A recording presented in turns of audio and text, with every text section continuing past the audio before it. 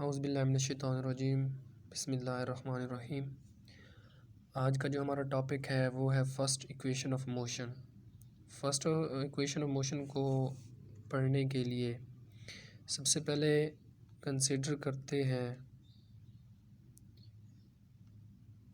कि हमारे पास एक बॉडी है जिसकी इनिशियल वेलोसिटी वी आई है और फाइनल वेलोसिटी वी एफ है और उसका जो एक्सेलरेशन है वो ए है। अब अगर हमने फर्स्ट इक्वेशन ऑफ मोशन, जैसा कि हम जानते हैं कि फर्स्ट इक्वेशन ऑफ मोशन है हमारे पास V F is equal to V I plus A T. अब इस चीज़ को हमने प्रूव करना है। इसको प्रूव करने के लिए हम इस्तेमाल करते हैं स्पीड टाइम ग्राफ। अब स्पीड टाइम ग्राफ क्या होता है? स्पीड टाइम ग्राफ ऐसा ग्राफ होता है जिसमें हम स्पीड को लेते हैं वाई एक्सिस के ऊपर और टाइम को लेते हैं हम एक्स एक्सिस के ऊपर।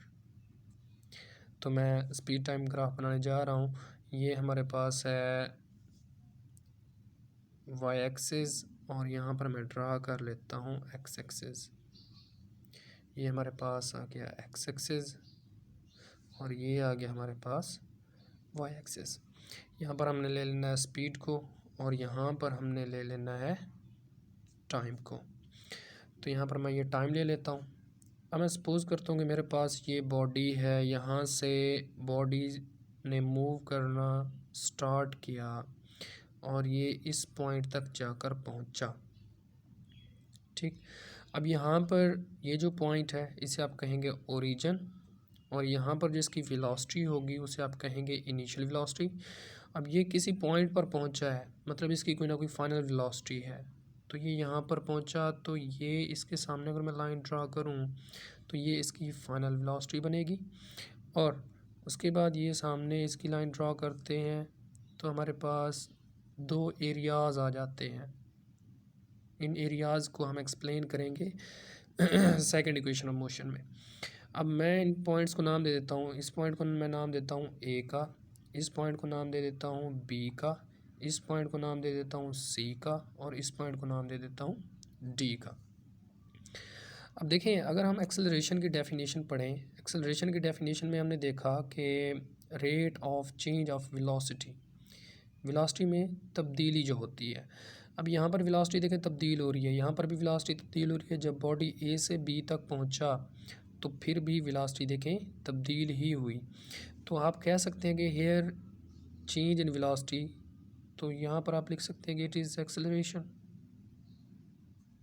ये एक्सेलरेशन ए है आपके पास यहाँ पे ए से बी में। तो मैं इसको लिखता हूँ बेटा slope of line A B. अब जो हमारे पास स्लोप बन रही है ए बी, ये एक स्लोप है और ये बराबर है एक्सेलरेशन ए के। अब हमें पता है कि एक्सेलरेशन बराबर होता है velocity over time, velocity over time के। तो मैं यहाँ पर देखता हूँ कि वेलोसिटी हमारे पास किसके बराबर है? चेंज इन वेलोसिटी हमारे पास बराबर है बी सी, मतलब V F minus V I. तो इसकी जगह मैं लिखता हूँ B C divided by O D, क्योंकि नीचे हमने टाइम लेना है तो टाइम बराबर है ओ डी के।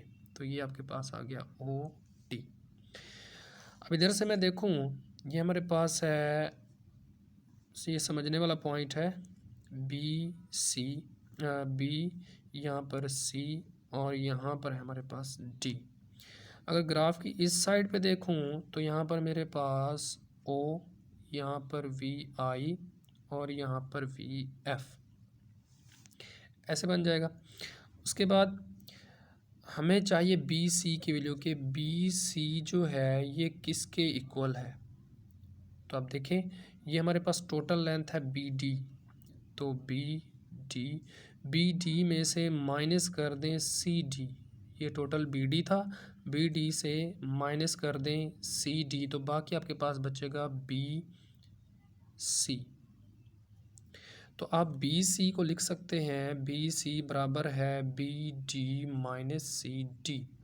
अब जो हमारे पास ये slope of line A B acceleration आया है, तो मैं इसको लिख सकता हूँ एक्सेलरेशन बराबर है B C over O D.